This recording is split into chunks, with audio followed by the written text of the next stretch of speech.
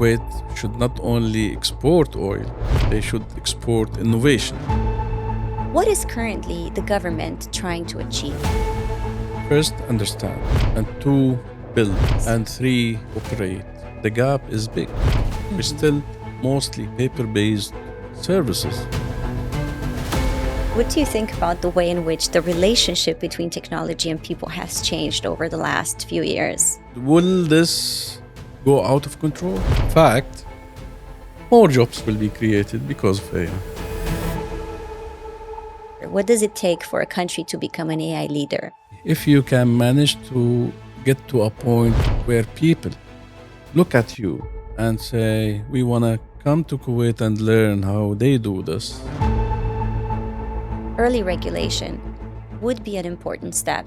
By the time you are ready for this technology change, and then you are not ready. Is there anything you feel is left? With this hype of SpaceX, okay. And now I'm thinking to go to another planet.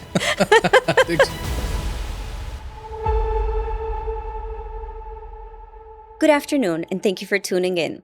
This is Cristina. Welcome to a new episode of The Middle Ground, a space where we analyze the business landscape of Kuwait and of the wider region through the eyes of the people shaping it. I know it's been a while since we launched a new episode, but there's a lot going on. I would like to officially let everybody know that now we have a platform. You can find us at www.themiddleground.global, where we expect to see all of your suggestions and inquiries. You know how big I am on partnerships and on collaboration, so I have to start this episode by thanking first our partners at Studio 8. Thank you so much for your support. Of course, we have to thank today's episode sponsor, Kuwait Continental Hotels. Your contribution to the podcast means a lot. Thank you so much. For decades, economic growth has been linked to natural resources, infrastructure, and capital. But in today's economies, there's a new dimension that is taking more and more space: productivity, meaning how efficiently are people, businesses, and governments creating value. New technologies are shaping the way in which we work, in which we conduct business, and ultimately how we solve problems and make decisions. But are these technologies making us just faster? Or are they fundamentally changing the way in which we think, in which we lead, and in which we innovate? To discuss this and more, joining me today is Alaeddine Karim, Country General Manager of Microsoft in Kuwait. Alaeddine, thank you so much for being with us today. Good morning, and thank you for having me. There's so much I want to talk to you. And I will start by mentioning something I saw recently on social media. That is, you are celebrating 20 years as an employee of Microsoft, and now obviously representing the company at a different level. And before we start talking about cloud and AI and the digital transformations that are happening locally, I would like us to start with your personal journey, and I would like us to go back 20 years, maybe more, to your first days in Kuwait. I would like to understand what brought you to Kuwait, and how did you perceive Kuwait when you first arrived here? Cool. Well, first of all, Kuwait is home for me. I came to Kuwait. I was, I think, 5 years old, and that was when my family came from Lebanon after the civil war started in Lebanon. And I lived my childhood here in Kuwait. I studied at school in Kuwait. And then I left Kuwait 1988. Okay. To continue my study in Lebanon. And then I came back to Kuwait 1996. And I have been here since then, maybe a couple of years outside Kuwait during that period. But as I said, Kuwait is home for me. Yes. And when I look at it, it have been always home. And with all the ups and downs and so on, I have enjoyed every minute. And the ups and downs makes home a after all. Yes, exactly. So that's on Kuwait. And when it comes to Microsoft and 20 years of Microsoft, first of all, it just looks like yesterday. And maybe I'll tell you a funny story. Yes, please. I want to know all the stories. So before joining Microsoft, I used to be the head of the international sales at Sacher Software. And I was more or less the top guy. I report directly to the owner. I had a big team who works for me, the big office. And then Microsoft headhunted me. And after, I would say, deep consideration, I decided to go. So my first day at Microsoft, I go there. It was I remember very well. It was Saturday at that time. Saturdays were a working days. Yeah. And I go there at 8 a.m. I get to the office. There's no one in the office. No one. Yeah. Okay. I thought for a while, maybe Microsoft doesn't work on Saturday. Surprise party. But I remember that they said Saturday to Thursday. But there was no one at work. By 8:30, the receptionist comes in and I say, hi, I'm Alaeddine, the new Microsoft employee. Oh, okay, hi, come. She takes me in and she puts me at a cube office, desk. This is your desk. Enjoy your life. Good luck. And at that moment, I was, what did I do to myself? What am I coming to do here? Where are the people? Where the I'm it was so really confusing for me. Because you're coming from that place where you had a big office, a big team, you are kind of the big guy, and you're coming to a place where they put you on a cubic disk.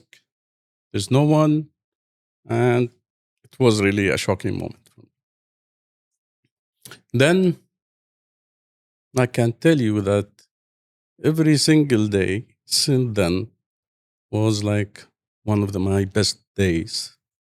Enjoying every day and enjoying it because really, that journey is full of uh, challenges, accomplishments, joy, impact. So every day you have something to do. Every day you get the chance to make a difference. Every day you get to a new thing.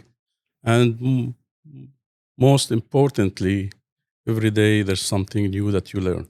Yes. And so 20 years went like this.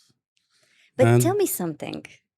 go. In 20 years, how did Microsoft change from your perspective? Because I'm sure with all the technological change that happened, it used to be a different landscape. Well, definitely Microsoft continued to change and I would say continue to make the impact since the time we maybe invented the Windows and created the best version of productivity, the office. And from then, the company have been really changing. Yes. But I would say the company also reinvented itself with the age of cloud, Yes. because that was really a time where the company had to make a big change from moving from selling a license to selling a service. And that's a big change. That's not a small change from all aspects. I mean, from an operation to financial models to people incentives to people motivation to the way customer also work with us. And I would say I feel very proud to be part of that reinvention because I have seen it firsthand, and it was really an amazing way of reinventing yourself. Because all companies, when they get to that moment where they need to dramatically change the business model, they struggle, Yes, of course. and some of them they don't even succeed. What I loved the most that Microsoft made that complete reinventing themselves and moving from a license from a business model that mainly depends on selling license to a complete service based uh, kind of operating model without really feeling any pain. So we continued to deliver on our kind of targets, forecast, and so on, while we are transitioning from selling licenses to selling cloud or selling services. And that by itself, I would say, is a success story that I feel very proud that I was part of. So that's one aspect of looking at it. The way that you, and by the way, Microsoft is not a small company. We're talking about Yes, of course. hundreds of thousands of people, Yes. and we're talking about look kind of offices in every country, in every place, and a huge impact on people. So anything that can go wrong, it cannot go unwitnessed. We all use Microsoft. That's for sure. I'm happy that you do. One way or another, we all use Microsoft. Absolutely. So that's one thing. But then if I look at also the variety of I would say what Microsoft offers, how that changed over time Yes. from being I mean, as I said, the Windows and Office, which is huge because you cannot run a PC without Windows, and you Yeah, cannot true. run your daily work without Office. That's huge. However, I again moving from that and look, I always look at it from an impact perspective, Yes. and I would say I'm lucky to be in a company that have been shaping the future and or shape the past, shaping the present, and hopefully will shape the future for the best of human beings. Because look at it this way: PCs started to come in maybe late 80s, early 90s. Yes. With that one, the Windows really made that step possible. And I remember very well the mission of Microsoft at that time was to have a PC on every desk and every home. Hmm. That was the mission of the company. Yes. And and the way we shaped even hardware, and because at the end of the day, Windows require much less resources to run than the other operating system that were available at that time. Hmm. So from the time we made it possible for every person to have a PC and use a PC, then comes the internet. Yes. And I'm sure you would remember at that time there was the Netscape and Internet Explorer. I'm all about controversy, so I know the .com bubble. Yeah, cool. And we can get into that. But with the internet, Microsoft played a big role in making the internet possible by And having available. again the browsers, Yes. and eventually for the businesses with SharePoint that became like the thing that every company use for Yes. them to better use the internet. And then comes the the cloud age. And on that piece, again, Microsoft have played a big role by what we by shifting to a service based, which is a cloud service, the Windows and Office and everything that everyone use every day, to really provide the intelligent cloud and the services that are available today on Azure, for example, that make every single technology possible. And I like saying to our CEO, where we democratized technology, we democratized AI, Yes, because we made it available for anyone who want to use it exactly. Yes. without that high cost or difficulty to reach. So then that age of cloud kind of shaped everything that you have been hearing for the past 15 years, maybe 20 years, about digital transformation, digitization, online services, applications. All of that were only possible because of the cloud. Yes. And here comes the AI. And again, Microsoft is a leading, I would say, company in providing the AI, not only the technology itself, but making it also available for everyone, and more importantly, for enterprises. Hmm. So that's how things have changed. But what's funny about that timeline is that it took us maybe 30 years to get a PC at on every desk and every home. And then it took us maybe from 90 to 2005 to really get the best of the internet, the online, the e-commerce, and so on. And then another 10 years of the cloud, digital transformation, and all the things associated with it. And now we are into the AI. But that tells you a lot.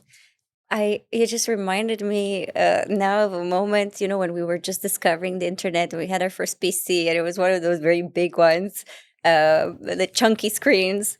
And I remember we had no idea. We didn't understand, and it was around when Microsoft was offering these baseline services, and we were trying to crack Microsoft Office, so we don't have to pay for it. Like everybody was trying to sell you, like give you I have a cracked Microsoft license. We were pirating that. You shouldn't do that. Please pay for your services. I love how you're talking about trust. I look at what you're saying, and I feel that you deeply trust this company. And I want to ask you, what made you stay 20 years? Is it this trust? Is it the people? Is it the vision? What do you think made you stay for 20 years? It's a mix of many things. Uh, First of all, and maybe the most important, is me feeling that I'm making a difference, because that really means a lot to me. That brings the energy to me. Yes. So every time I feel I helped a business to be successful, or education to be more, I would say, effective, or a company to produce a new product, or to save on their operational cost, and those people looks at me on the eye and say, it was really great to do this or to do that I worked with them on, that just bring the energy to me. And as I said in the beginning, I think Microsoft give you that platform, give you the platform to make a difference, to make an impact. So that's one aspect. The other aspect is, of course, I would say the values that the company runs on. And I always say to my team, those values are not a cliche. It's not like, oh, okay, respect is, we put it on the wall, and we don't really do it. Every value this company stands up for, uh, I see it in practice every day with my team, with my bosses, with every single way I operate and work. I see that the company stands up for the values that I, as a person, really fully align and love. So that's maybe the second piece. And the third is the people, because uh, working with Microsoft gave me the chance to meet really a lot of great people who worked with Microsoft or who were customers, were partners. And I don't think there was any better platform for me to get to know that much of great people, learn from, maybe sometimes help them succeed. And a lot of time they helped me succeed. And that by itself is really a blessing. But you did hold multiple positions in the company, and now you are country general manager. And I want to know, because in your position now, leadership is very important. I want to know which one of these stages that you went through in Microsoft do you think taught you the most important lesson in terms of leadership? Look, leadership by itself, uh, I would say there's a plenty of principles when it comes to leadership. What I like the most is maybe creating clarity and generating energy. Because as a leader, you want to make sure that your team understand what they are trying to achieve. They're clear into each role. What's my role? How success looks like for that role, and so on. So creating clarity makes really a lot of difference to the success of people. And the second one is generating energy, and that's very very important. What what what I really like the most or learned with Microsoft, and I keep taking it with me, is when you link what you're doing to a purpose that resonate with people. So today, when for example we look at making a smart government services, you understand if you succeed to get to that point, a lot of people would really have a much better interface with the government services Yes. that will almost impact everyone living in this place. And big brings great value. Yeah. And so when you link what you're trying to achieve with a purpose Hmm. and make the people really see it and live it, it bring the energy by itself. So those are the two things that I always try to really kind of emphasize or focus on, and I learned them throughout my work in the company. Uh, the third is role modeling, and role modeling, it's like, you need your audio and video to be in sync. Yes. You cannot just say to people, "Don't do this," while you're doing it. Such a Uh, great analogy. yeah. So that one, role modeling, is not only by role modeling, I mean, how you do business, how, or role modeling how you talk to a customer and so on. No, role modeling is everything that you do Hmm. in every single interaction with customers, with partners, with the people, with the team. It's all around how you really show the people the values that we were talking about earlier, Yes. and you practice them, I mean, in the way you operate and work every day. I think it's interesting because you have witnessed this massive transformation inside of Microsoft. But today, you are leading one of the most important transformations at a country level. And here, of course, we're talking about this process of digitalization that the country has been going through. I did write a few things down that I want to speak to you about. And I will read because I want to make sure that I get it right.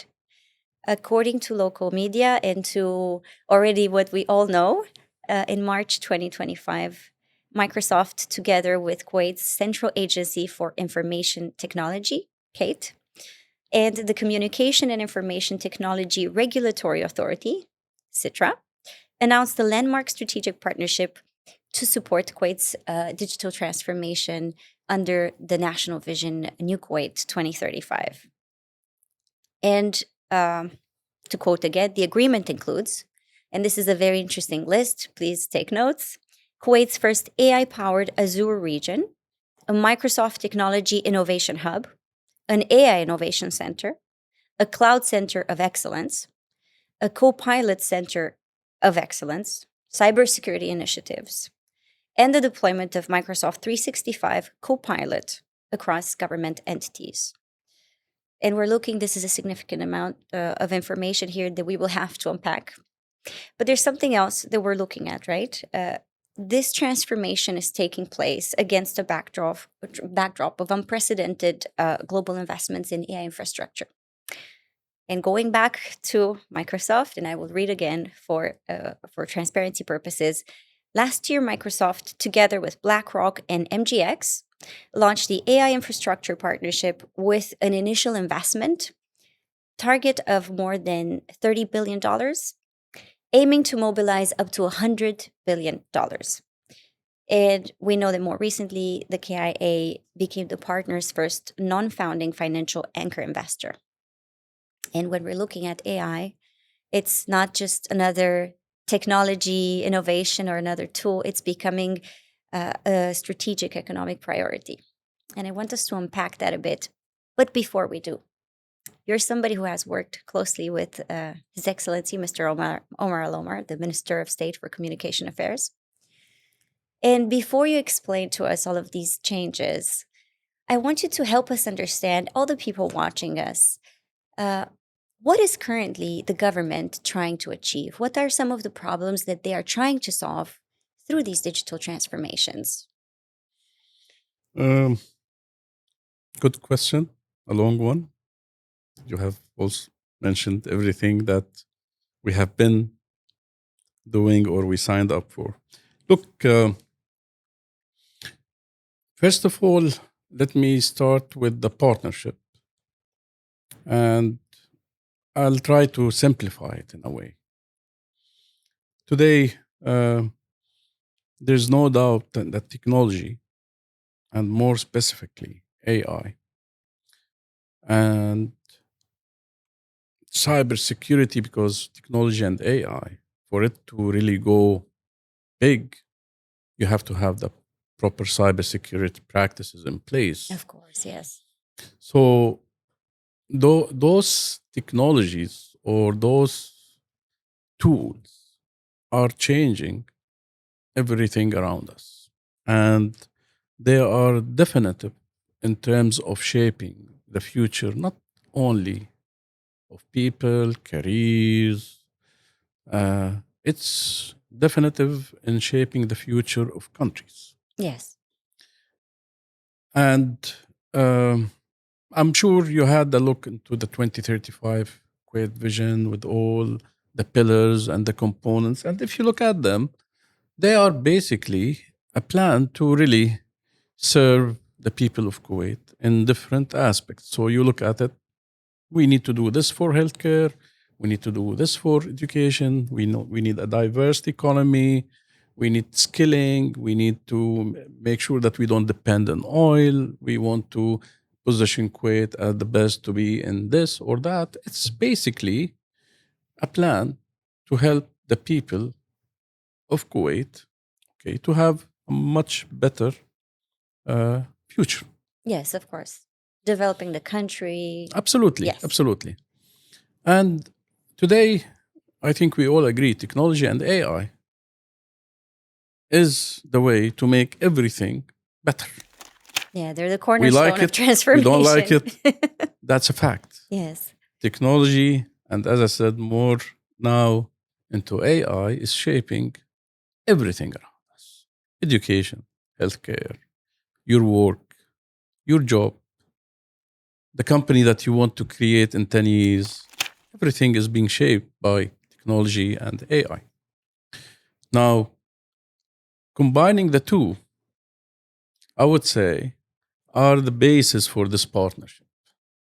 So, Kuwait government and the Kuwait leadership understand very well the impact of technology on the future of the country. And that was the basis for this partnership. That's number one. Number two, of course, Kuwait maybe lagged for some time. especially from an infrastructure perspective. And here I'm not talking about the normal infrastructure of highways or airports and so on. No, Yes. from the technology infrastructure. And when you look at all the countries around us, I mean, UAE, Qatar, Saudi, you see that there's a lot happening. And I would say Kuwait came at the right moment because when we started that negotiation or discussion around the partnership, AI was just coming through. Yes. And that really helped shape this partnership into to be the first of many, many things. And I'm very happy, and I would say I always feel proud that the AI powered Azure region was the first AI powered Azure region that Microsoft started from the bottom up Yes. globally, that the one announced in Kuwait. Okay. And along with that, today the government also took a very bold decision. So when they say we want every government employee to have AI tools, they didn't think that AI would run like this and every employee now will change the way he operate or he work and the paper will disappear tomorrow. No, they understand that we have a long way to go and that change will take some time. Yes, of course. But without those bold decisions saying, I'm going there and I want to change the way we operate and we will give it our best, nothing will change. So today, with this kind of investment and partnership, you really can shape the way you operate, the way the government operates, the way the government can be more efficient, the way the government can be more effective, and more importantly, the future of a country, because everything will fall after. So this is how it looks now.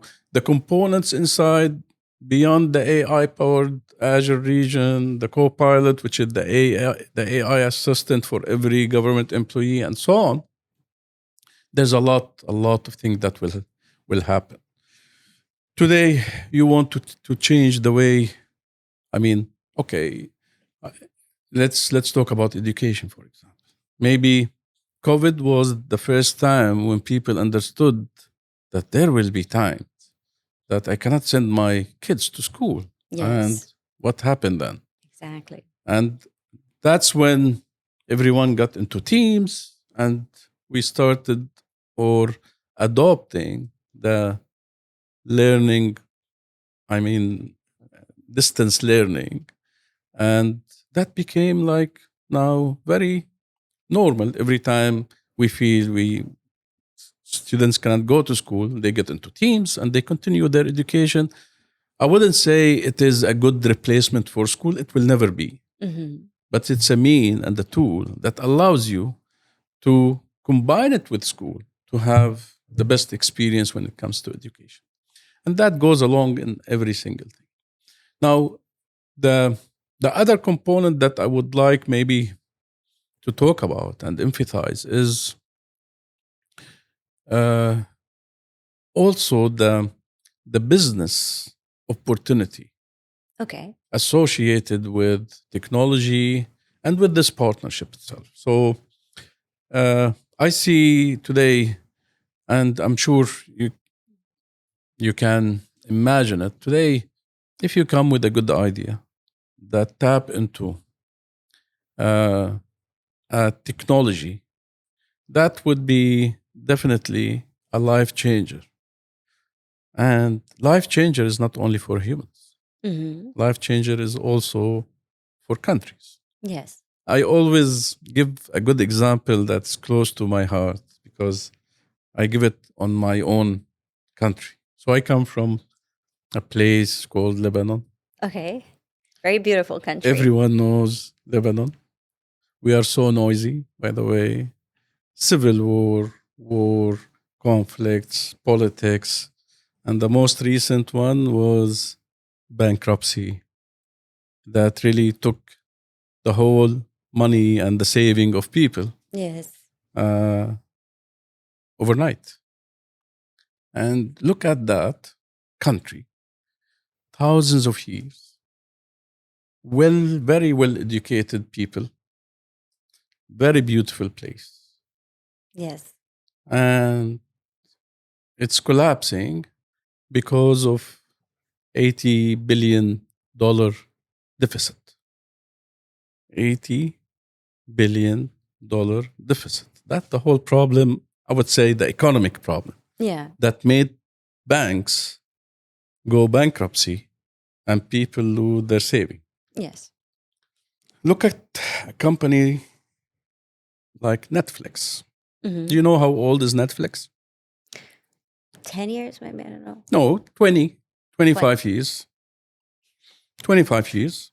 I learned something new. And what did Netflix do? They provide, Streaming service. yes.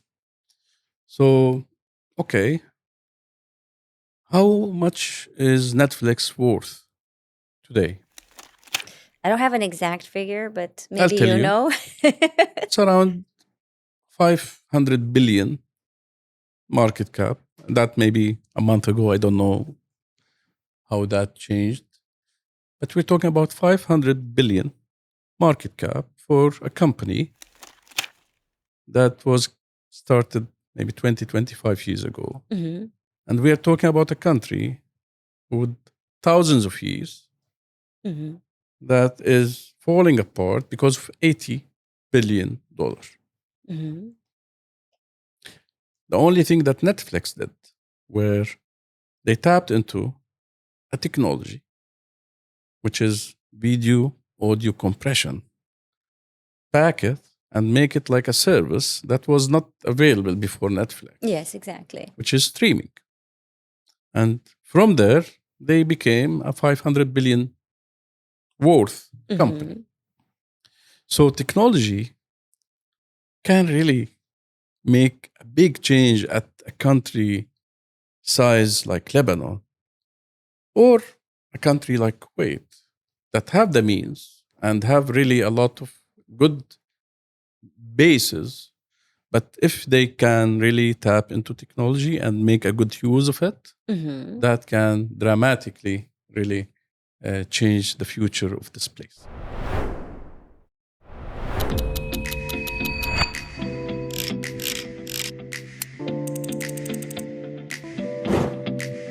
Whether you're coming to Kuwait for business or a weekend escape, where you stay, it's going to shape your experience. Welcome to Kuwait Continental Hotel, a place where comfort meets care. Located in the heart of Kuwait City, in Bnei Gar, it is opposite to Al Shahid Park and only minutes away from Kuwait's financial district in Al Hamra Tower. Today, completely reimagined, it welcomes a new generation of guests with contemporary comfort, elevated services, and with the same spirit of hospitality. For nearly 40 years, the hotel has been part of many journeys, celebrations, and business milestones. Prepare for an exceptional customer experience with 24/7 services for your convenience. With comfortable rooms and suites, reliable high-speed Wi-Fi, and every detail designed for a productive and relaxing stay. It's an ideal choice for both businesses and leisure travelers.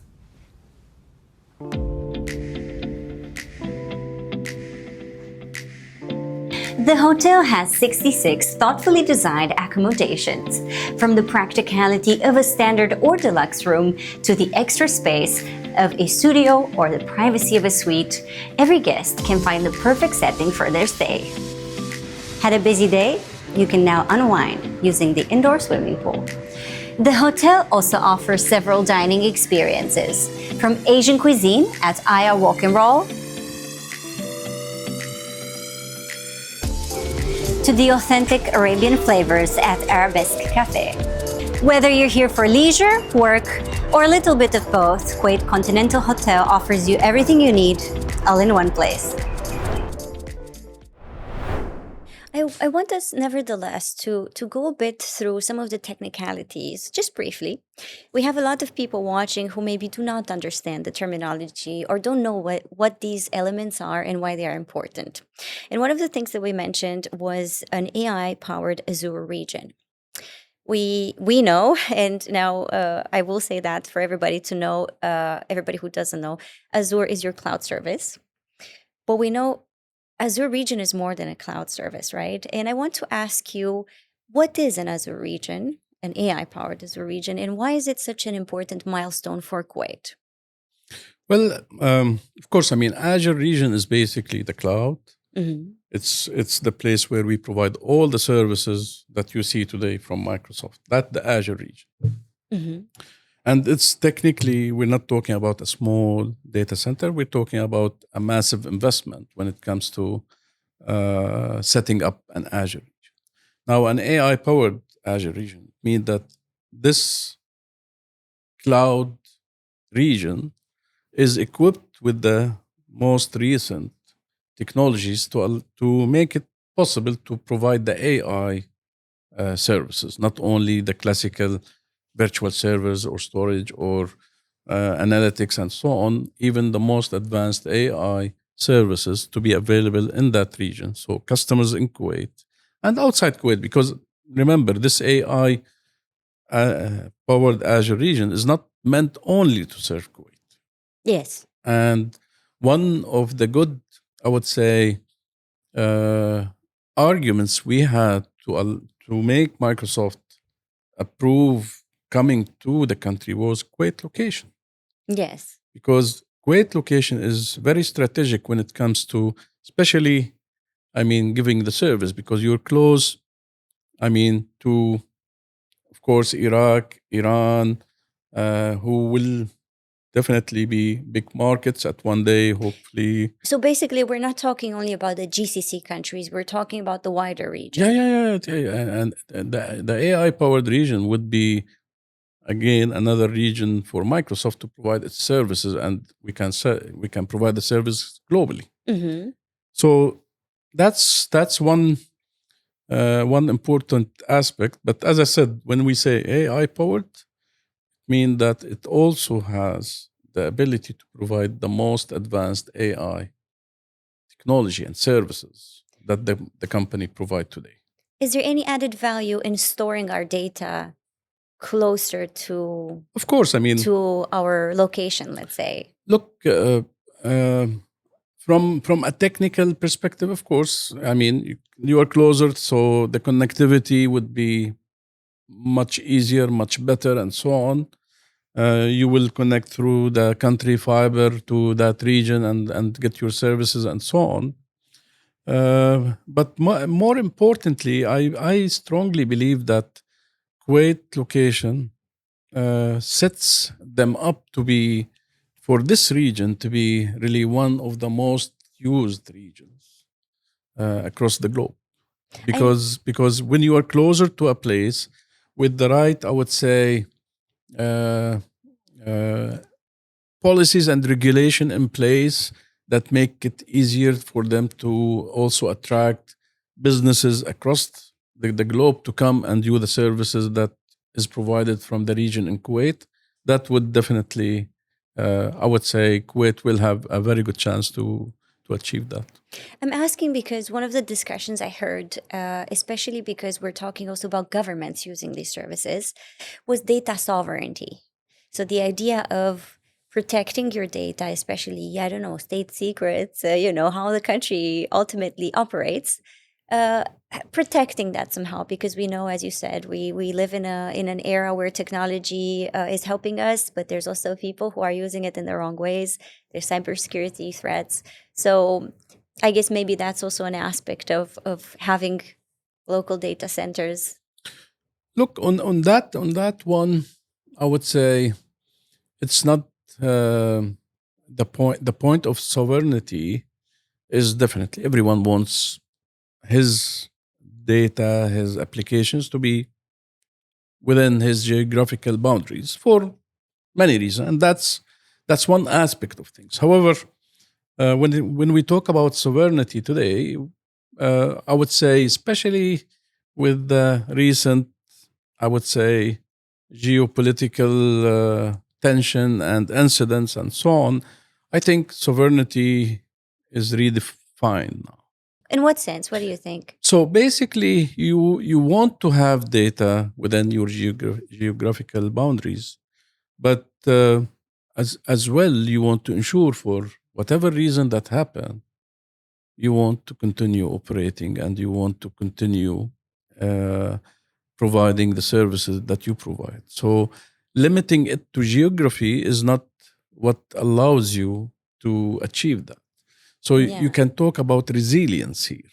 So you Yeah. want to make sure that your data is within the boundaries, but at the same time, your data is also available when anything happens. It's a natural disaster or, again, geopolitical tension and incident. You still want to make sure that your data is accessible, your service is available. Now, when it comes to cyber security, privacy, all of that, you can rest assured that the way, I mean, especially, hyperscalers, the way they operate, they apply the top standards that are not only, policies, but technically Hmm. protect customer data and make sure that all the principles we're talking about when it comes to data security and privacy are again applied. Let's move a bit forward with the list of items. All right. So we had part of this major announcement was the introduction of Microsoft 365 Copilot across government entities. For somebody who's not that knowledgeable, or maybe for younger generations who might not know, what was Copilot designed to do? Cool. So you can call it like your enterprise version of GPT. So everyone know So an what assistant, an what AI yeah, assistant. yeah. It's, but as I said, it's the enterprise version. And why Okay. do we say enterprise version? Okay. Because the difference between Copilot and any AI service, Claude or ChatGPT or any Grok or all of them, yes.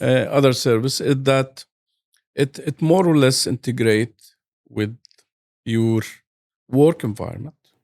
So Okay. it make the data uh, in the answers and in the basically what you're trying to achieve with it. It really integrates with your work data very well and applies what we was just talking about, security and security measures that any organization want to apply in Mhm. terms of who access what, who can see which data, which files, and so on. That is set at an enterprise.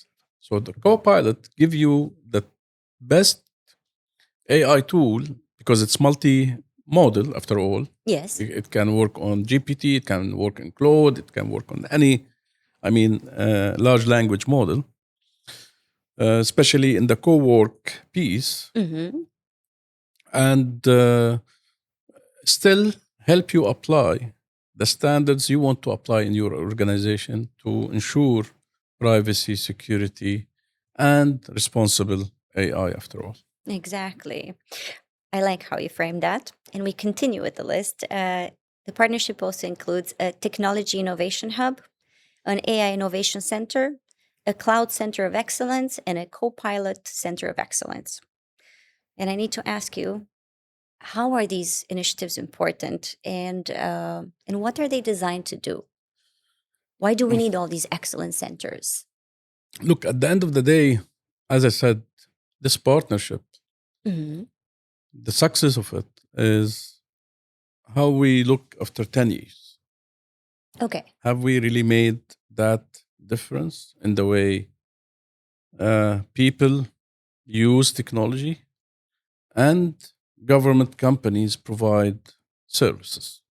So every aspect of this, yeah, when we talk about Microsoft Digital Innovation Center, so that's basically a place where we will be demonstrating the latest technology Okay. in different industries. Okay. To the people in Kuwait, I mean, to customers in Kuwait, to enterprises in Kuwait. So instead of them flying to Seattle to really see how technology is transforming retail, for example, okay, they can still see it in Kuwait in the Microsoft Digital Innovation Center that will be opening very soon in the country. Amazing. When we talk about Copilot Center of Excellence, and that's basically, again, we're bringing AI to a place. And here I want to re emphasize the bold, I would say, decision the government took. Because that, in my view, is one of the most important decisions. Uh, because, again, the gap is big. We're still mostly paper based services, and you're taking the whole thing toward an AI based services, Yeah. which is basically I want to renew my driving license. And maybe that's it. The driving license will be renewed. So you see the gap that we have that we still need to really build. And when we say again, Copilot Center of Excellence is basically really envisioning how this Copilot would help us get there. Yes. So it's basically a set of resources, industry experts, technology experts who come and sit with customers, trying to understand how they operate, what they are trying to achieve, what their mission, what defines success, and then try to see how Copilot and AI can really help them achieve that. So that's the Copilot Center of Excellence. And every single thing that you see there, without really spending the time on talking about it, is set to really help us achieve something on that big plan that comes with this strategic partnership agreement. So basically, it's what you're doing is offering access to people to the latest technologies, helping them understand them and show them not only how they can integrate them in their businesses, but also creating maybe new models for them. Absolutely. I think it's interesting because the technology conversation has changed dramatically since the end of 2022 when ChatGPT was announced. And I want to ask you, talking about AI and this government relation, do you think that AI has changed the priorities that governments such as Kuwait has? Or do you think that that was going to happen anyway later on? I don't want to say that it has made people change. Of course, I mean, when it comes to investment, yeah, of course, you want to invest on something that is recent and will stay for years. When it comes to, for example, jobs, yes, they understand today that AI is shaping the jobs.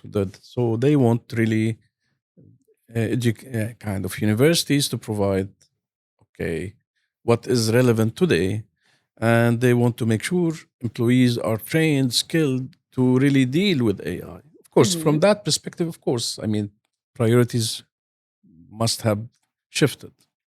But overall, we're still, I think the priorities are still the welfare of the people living in Kuwait. So that eventually translate into a better healthcare, a better education, a better places to live in, and so on. Again, and that does not change. I think it's interesting because obviously the discussion about the AI is not only about Kuwait, it's in the entire region. We know there's been great amounts of money invested here.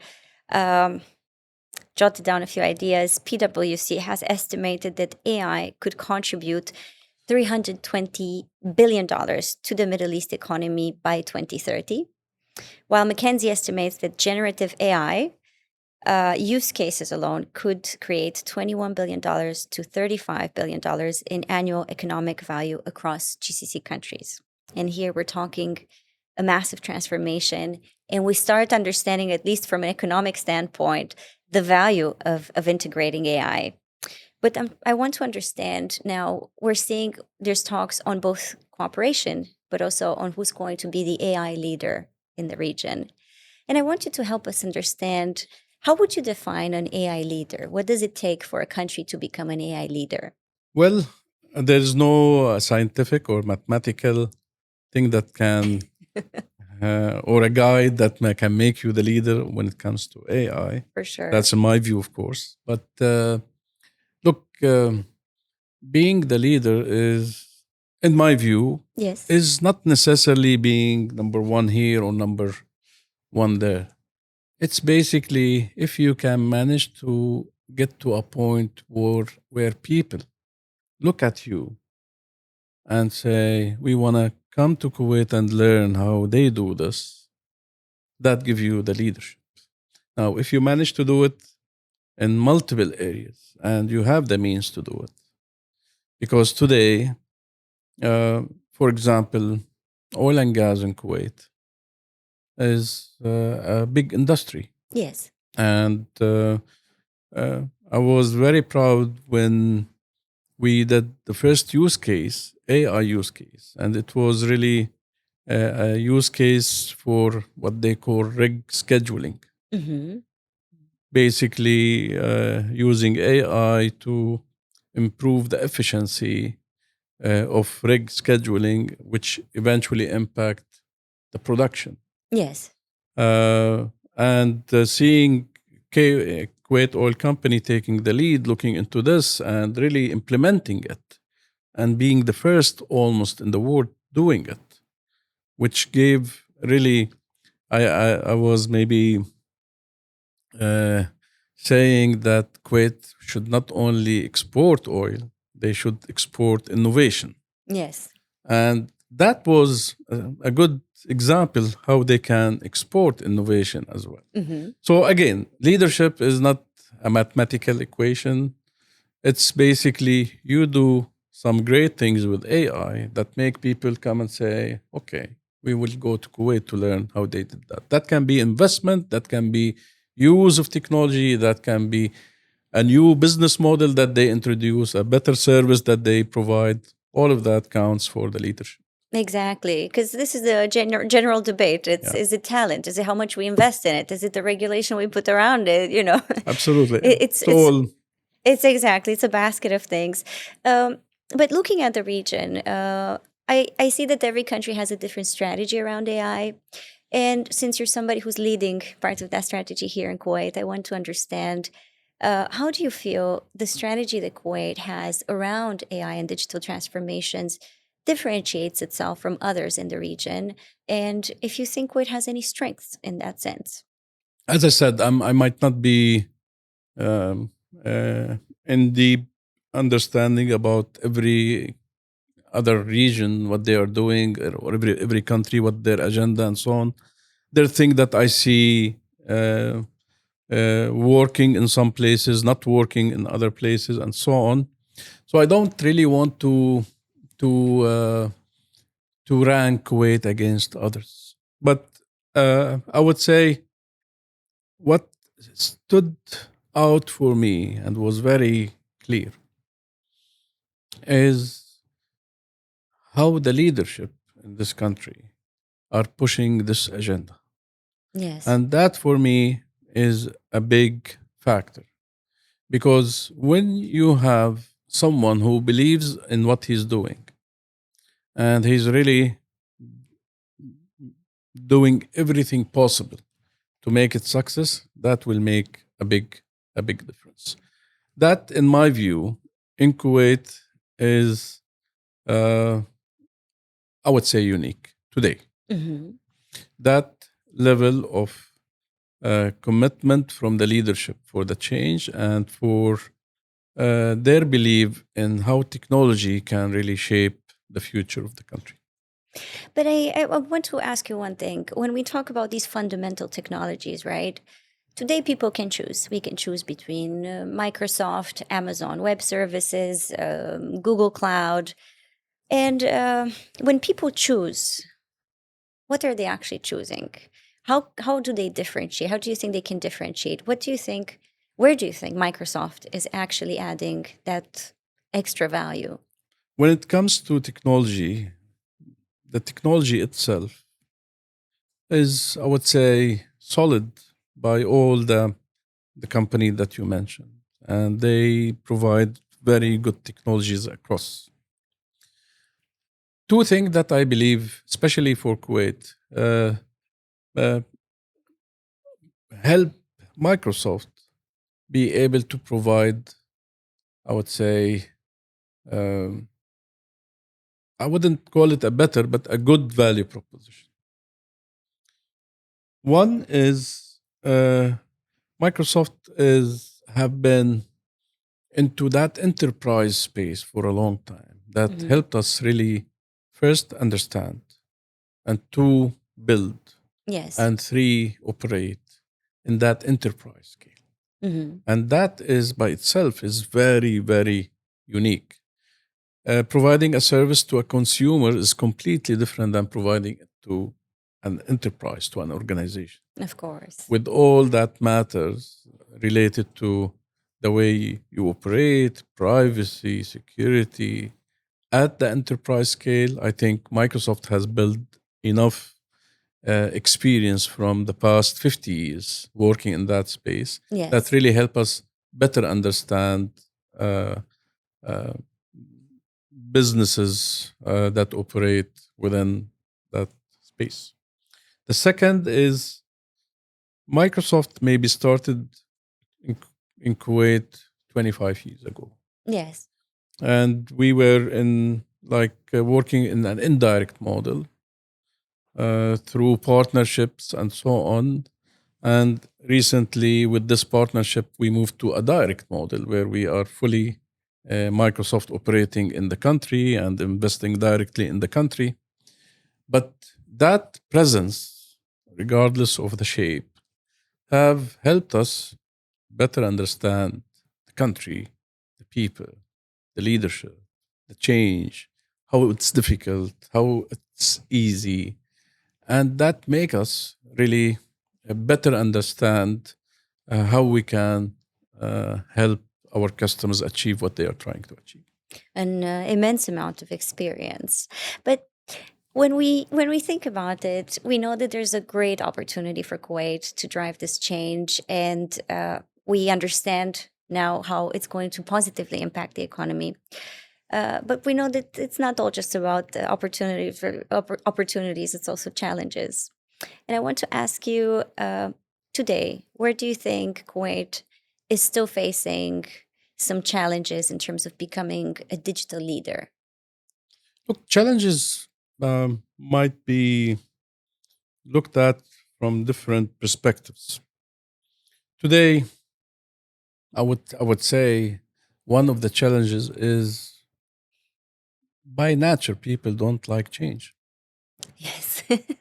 and And technology is changing very fast. and technology is changing very fast, which make like the pushback very big, and that by itself can represent a very big challenge because you're asking people to work against their comfort zone, Hmm. and that's not easy. Yes. When it comes with that magnitude,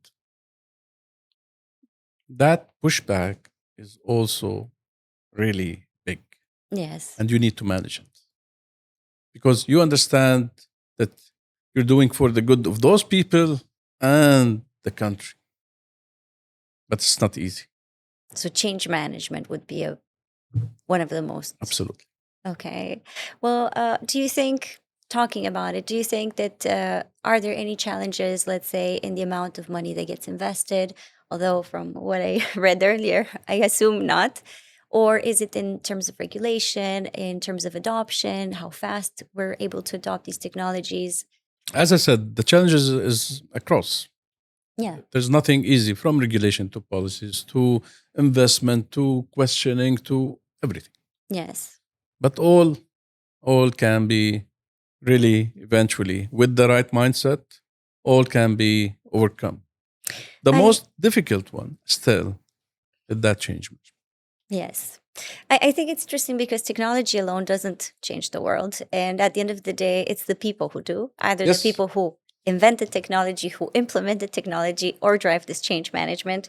And I want to talk about what happens when AI becomes a co-creator, right? We'll I have jot an AI Cristina sitting and doing a podcast. a hologram. I did jot down a few ideas that I wanted to mention. Microsoft's latest work trend index found that 82% of businesses and business leaders expect to use more digital labor within the next 12 to 18 months, while almost half say AI agents are already becoming part of their workforce. And I want to ask you, are we underestimating how quickly the work environment is going to change? I don't think so. I mean, fact,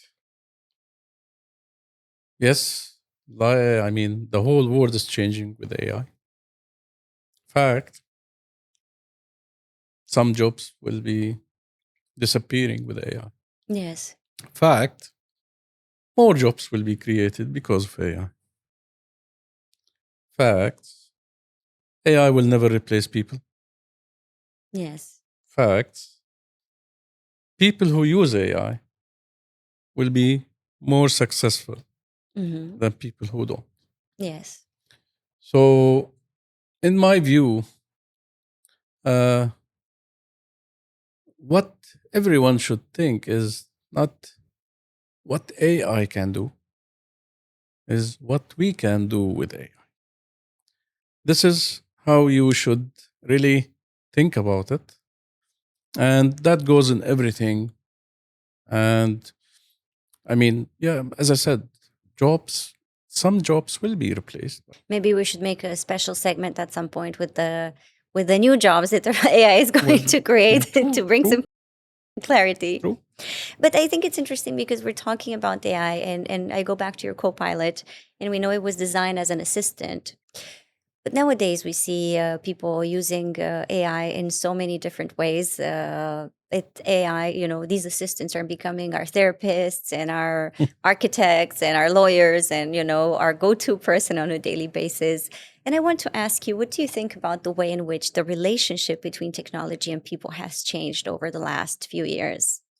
Look, technology have been always around, uh, and it has, I would say, a good use, a bad use, and uh, uh, a change element that impacts people and the way they use that technology.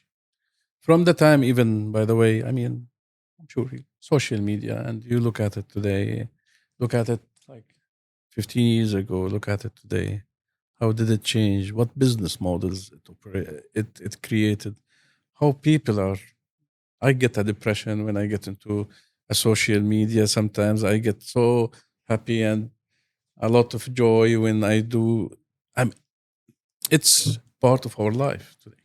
Yeah. And the same applies on every single technology or thing that we deal with. Of course, I mean, today, this is massive and it reach every person in one way or another. Being a kid, being a young person, studying at university, working, it really, in one way or another, you have to still deal with that technology.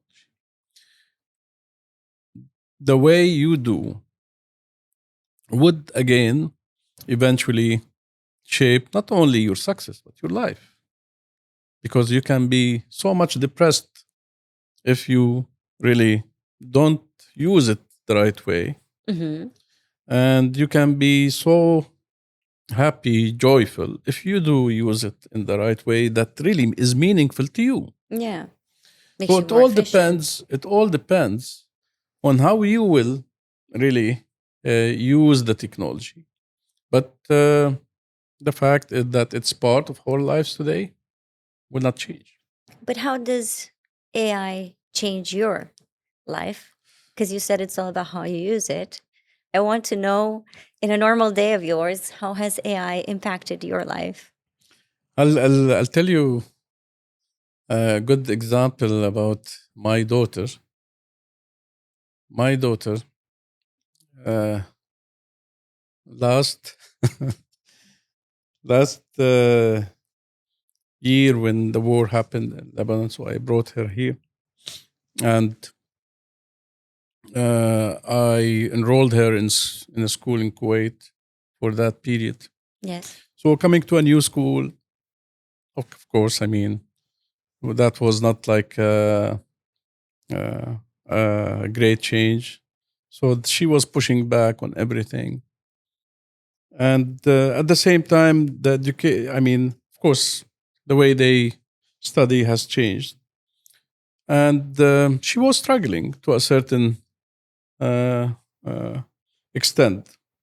One time she was studying, and I think it was a physics kind of exercise. And she asked me, Dad, can you help me with this physics exercise? Thinking that, I mean, like I know everything. I should know. Dads know everything and they Dad can know do everything. everything. Yeah, absolutely. So I looked at that exercise. I couldn't understand anything. It was Chinese for me. But and I wanted to copy and paste it in Google to see really if I can read anything relevant that can help me help her. Mhm. So I right clicked, and then comes Ask Copilot. Mhm. And I asked Copilot. So I clicked Ask Copilot, and then Copilot take that example, explain the merit of that exercise, what it's Mhm. trying to teach Lama, Mhm. and then explain why the answers, answer A is not right because of 1, 2, 3, 4. Answer B is not right because of. Answer C is most likely the right answer. It doesn't say it's the right answer because Yes. most likely the right answer because of one. And then that was maybe, although I mean I use Copilot because it attends meetings better than me. Okay. Seriously. Jots down ideas, take notes. Because when I mean any meeting that we have, I can go to Copilot and say, what did I miss? And Copilot know who I am, what I do, what I work, what that meeting was around, what's interesting in that meeting for me, and it will just summarize what I missed. Okay. It can tell me if there's any action on me. It can tell me. Coming back to Lama's story, so Lama managed to understand physics because of Copilot and the way it's explained the exercise, what it's trying to. So she started using AI, I mean the Copilot, in her study. And then at one day she get 100 over physics, and she celebrate with the group on WhatsApp that I made it 100 over 100 in physics thanks for Copilot. I mean, that's how it's interfering with us. So today, for me, Copilot is. I mean, I speak to Copilot in every single thing I do, personal or business. So it managed my calendar. It really helped me understand what I missed from emails. And more importantly, for anything that I'm doing, I just chat with Copilot and try to understand really what are my options. Am I taking the right decision, and so on. So it's more or less very much integrated within my life. What do you think is still the biggest misconception when we talk about AI? Look, I wouldn't call it misperception, but I think there's people who still worry. Yes. People who still, and for some good reasons. I mean, it's not like they are making it up, but people are still worried. Will this go out of control? Mm-hmm. Will this replace us? Will this eliminate the intellectual kind of thinking of a person? Yeah, they're saying that it might Uh, make us lazy. yeah. So again, a lot of concerns that's going on, all based on, I would say, Fear of change? good basis. I mean, the way It's not like I'm just trying to avoid the AI, so I'm giving it like no, it will do it will no. All are valid concerns Yes. in one sense or another. What will matter the most, after all, is the fact that regardless how much we are concerned, okay, that will not change anything on the fact that this is a technology that is shaping everything around us. And we cannot but use it and use it to the best. And I always say it, and maybe from a different perspective, especially from a security. So today, can you imagine if the bad guys, and they are using AI to make the bad thing that they are doing? Yes. The only way you can defend yourself is by using AI to defend the bad guy who are using AI to attack you. It's like you just read my mind, because I was about to enter one of the very important topics of this conversation, because we talk about what AI can do. But in all these things that AI can do, there's also a lot of concerns in terms of security. And we know there have been many controversies, especially around ChatGPT, because I guess it has been one of the most adopted worldwide. Uh, and and I do want to know from your perspective, going back to this example that you just offered us, and it's something that we don't really think much about. Uh, what do you think is the biggest responsibility in developing and deploying artificial intelligence nowadays? Again, when we talk about a responsible AI, more or less, more or less, you're putting a framework that limit the ability of any, I would say, wrong access to this technology from from whoever, whatever, and so on. And when you put that framework and governance to ensure at least to your best ability that those advanced technology that could be misused. So you want to really try your best every day to control who is getting access to those technologies. And that's more or less what we're trying to do every day. So that's one aspect. The second is really putting the efforts and collaboration with different organizations across the globe to see how we can really use this technology for the good Yes. and join efforts, join collaboration where is that happening, and we have a strong belief that this is for the good of a human being. This is more or less how we look at it. As I said, access is very important. So whenever you feel that accessing this technology need to be more controlled because it could be misused, you need to really do a good job in making sure that you are vetting every request to access that technology and so on. I I think it's great that we're mentioning this, because I know there was one thing that stood out for me, was that Microsoft deliberately delayed the launch of an AI powered feature called Recall, because there were cybersecurity concerns and advocates talking about this potential threat, let's say. And I want to ask you, do you think that trust will remain more important than innovation? On the contrary, it's much more important now, and that is not only on trusting.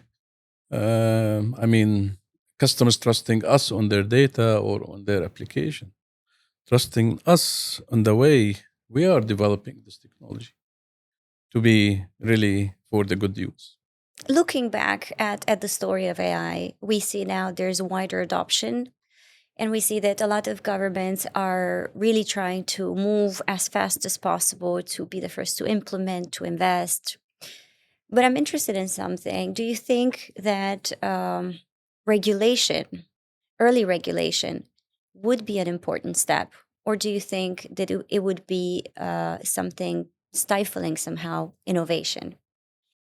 Look, regulation is meant to really help customers, countries, uh, more or less use the anything adequately, and it's not meant to stop or slow down or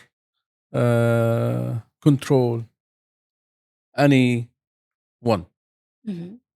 Now, of course, you need a proper regulation in place because you want, for example, when something, when someone uses the technology to do harm, to say, okay, you violated this policy or this regulation, and then, I mean, law enforcement can take a place. So you need a basis that govern and regulate the way we operate in technology and other aspects. Now, would that, and here there's two kind of arguments. Will not allow the technology until I have the right policy. But guess what? This is very much difficult because by the time you are ready for this technology, the technology change, and then you are not Yes. ready. You will never be ready. So policies and regulation will evolve, and they will continue to evolve. Mm-hmm. We need to balance between uh, allowing a good access to the technology Mm-hmm. and the way we govern it. But as I said, it's an evolving process. It's not. It will never be finished or ready. Ella, we're looking at this timeline that we have. Microsoft doing now, implementing this digital transformation in Kuwait. Um, we're looking, let's say we're in 2030, 2035. How does Kuwait look from a digital transformation Other perspective? than Cristina avatar sitting and having the podcast with me, I want to know how how fast do you think we're going to end up seeing these massive transformations? Are we going to see flying cars or not? uh, well, I think so. No, look, I think if you recall my first example about the 30 years for PCs, 15 years for internet, 10 years for digital transformation or cloud, that tells you something, right? That tells you that those waves are getting shorter and shorter. So Mhm. 30, 15, 10, and now we are into the AI. Guess what?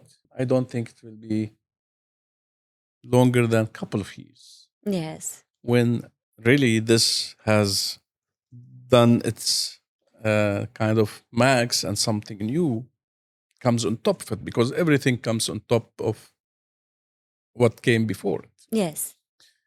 So 2035, yes, I think it's it's it's long enough to really see a massive change Yes. in the way we are living in this place, and I always hope that it will be for something good for Kuwait, for the people living in Kuwait, and I look forward to see it myself. I want to know because, from my understanding, and I think I'm correct, Microsoft has been one of the cornerstones of applications such as Sahel. And these very important tools that we're using nowadays that helped tremendously our life. Um, Anything you could disclose, maybe looking into the future? Is Microsoft going to continue working with the government on any new projects, let's say, that might impact also us as citizens? Plenty. Anything you can tell us? I mean, in exclusivity. Plenty, and I'm sure you will hear a lot about a lot of things. I don't want to disclose anything now because I have to respectfully Yes. align with Okay. who own those services and who own those applications. But what I'm aware of, what I'm part of, And what the company, of course, is part of is a lot of great things that will make the people of Kuwait proud. You are also a father, and I think for parents, this relationship between kids or teenagers and technology has always been a thin ice. On the one hand, we think about all the ways in which they learn so fast, but on the other hand, there's all of these threats, and we never know what to expect. When you think about technology from a parent perspective, is there anything that you're afraid of? Again, I wouldn't say I'm afraid of the technology, Hmm. and that should never be the case because before AI, there was, as I said, I mean, a lot of scary things. And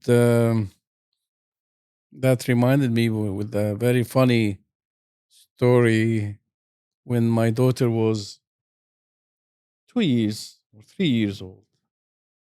And that maybe was 11 years ago. And I came and I found her putting her mobile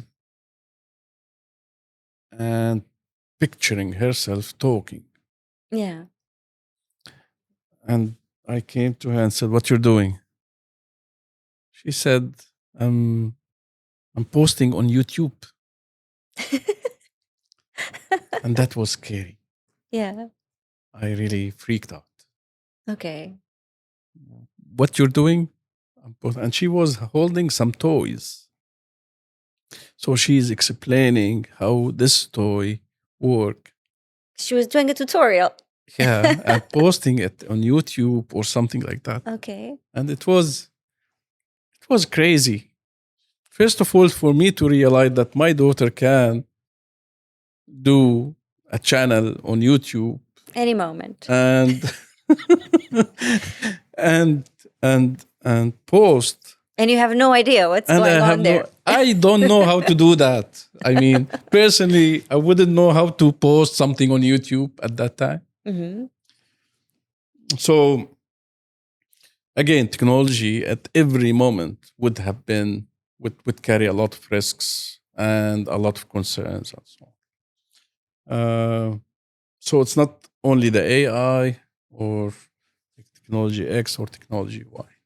It's all around really how you make sure that they understand the risks and they understand how to get the best out of everything available to them. And that is the best thing you can do to your kids. Do you think parental protection should start at home or should it be embedded in technology? It's a mix. It's a mix. It's home, it's school, it's the technology itself, and so on. It's a mix. It's basically not a single responsibility. It's a joint responsibility. Ella, you've done so much for Microsoft. There's a reason you're there, not only from your perspective, because you trust the company and you're happy. It's also because the company trusts you to do a good job. I want to know when we think about the future, and I'm talking here your future as a leader. Um, what is something that you envision in the future? What would you like to accomplish? Because already in 20 years, so much has happened. Is there anything you feel is left? With this hype of of SpaceX, Okay. and now I'm thinking to go to maybe to another planet to explore. Would you? I mean, for me, the idea of flying out in space and never knowing if I'm ever coming back is extremely scary. And plus, it's a very confined space. I don't know if I could make it. I'm a bit claustrophobic, just so you all know. I told you maybe the key driver for me is me feeling that I'm making a difference. And that could be on anything. It's not necessarily to be in a company like Microsoft to make the difference. Now, whenever I feel I have a good opportunity to make a difference, let that be in technology or outside technology, I wouldn't hesitate. It's all around really, would that give me a platform to make an impact or to make a difference? That make me feel really I have achieved something, I would I would go there, whatever it is. Ala, thank you so much. You have offered us a lot of your time. I know that you're always busy, and I want to tell everybody that he's constantly traveling. It was very hard to catch him. Thank you for being part of our discussion. I think today everybody's left with a bit more understanding about what Microsoft does, but also about technology in general. Thank you so much again for having me. It was an interesting conversation. I hope again we will meet again in 10 years and see what this AI have done to our lives. You have to promise me that once you launch the Innovation Center, that you will give me a tour around. We'll definitely do. Wonderful. And it will be soon. Thank you so much, Ala. Thank you. To everybody who has been watching until the end, thank you so much for being with us. Don't forget to subscribe, to follow us on all of the platforms, whichever you prefer. Join us for new interesting conversations. And until next time, meet us in the middle.